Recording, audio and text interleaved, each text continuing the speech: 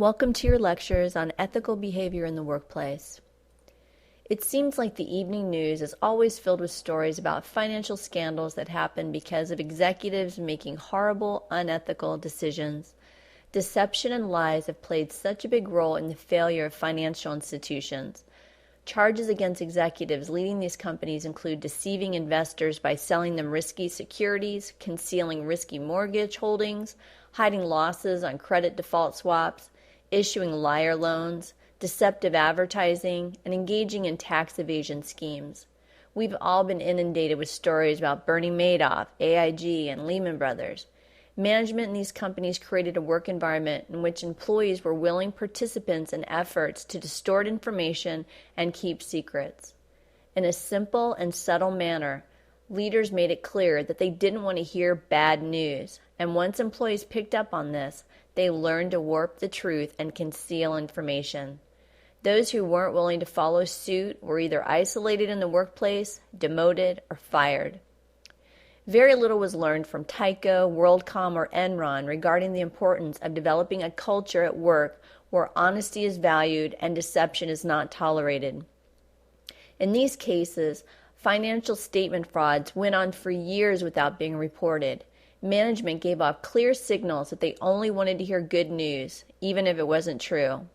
When Sharon Watkins told former Enron CEO Kenneth Lay about serious problems in Enron's accounting, she was hardly well received. Andy Fastow, the chief financial officer, on the other hand, was paid well for massaging the numbers. Whistleblowers like Sharon Watkins and Cynthia Cooper, former vice president at WorldCom, have attracted so much publicity because their ability to show honesty and integrity in the face of so much opposition is rare. If telling the truth were always easy, everyone would do it. But let's face it, the inclination to lie goes way back. Sophocles said, "Nobody likes the man who brings bad news." If by lying or omitting information we can avoid making someone angry or hurt or disappointed, why not take this option? Those who worked for Richard Fuld, former CEO of Lehman Brothers, undoubtedly told him only what he wanted to hear until the crisis they were in made it impossible to do so. If an employee tells management that things are going smoothly, they can kick back and take credit. But if employees confide they have no problems and no solutions, it's management's responsibility to help them solve those problems. What's more, they're obligated to tell their supervisors the bad news. Even bosses who want the truth from employees aren't encouraging them to do so if they react badly to those who fess up. It's a natural response to get upset when someone gives you bad news. But if an employee feels he is being blamed or that you see that he will wear the label of bearer of bad news, he may put off coming to see you again. Managers have to create an organizational culture where employees are encouraged to disagree, offer different points of view, and feel comfortable asking for help when things go wrong.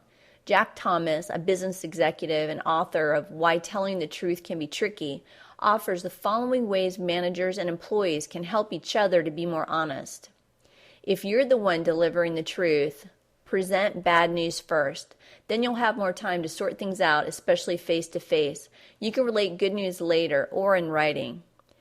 Keep news simple and clear. Present the facts without the color commentary. You can come back to that later. Explanations and drama get in the way of information. Have solutions ready. You'll seem like a hero if you've already got some answers. It's amazing how many people don't do this. Don't blame others. It sounds like you're shirking responsibility, and this lowers the recipient's trust. You can sort out blame later. Own what's yours. Avoid passive wording like the infamous statement, "Mistakes were made." If you're the one receiving the truth, let speakers have their say. Take the time to listen. They'll relax if they feel that they've got the time to tell the whole story. Be reassuring. If the speakers can trust that you'll hear them and be fair, you're much more likely to get the complete story. Act as though the whole world will see your response. Everyone in the company will hear about it later. Your actions will increase or reduce the trust level in your entire organization. If you don't want to hear it, tell them. You don't need to let them spill all if you're not willing or able to respect them and the information. Focus on the solution. Worry about blame later once you've had time to reflect. Rash action lowers trust. I once had a student email me why he had not completed the previous week's assignments. He wrote, "My wife surprised me with a short vacation to Anchorage. This was a much-needed break for us, and we were having such a great time that I didn't consider rushing back to complete my work. I apologize for this and hope you won't think less of me." When I read this message, it was like taking a breath of fresh air. Finally, honesty. I've heard so many different excuses from students over the years of why they couldn't get their assignments in on time, that actually hearing the truth was refreshing.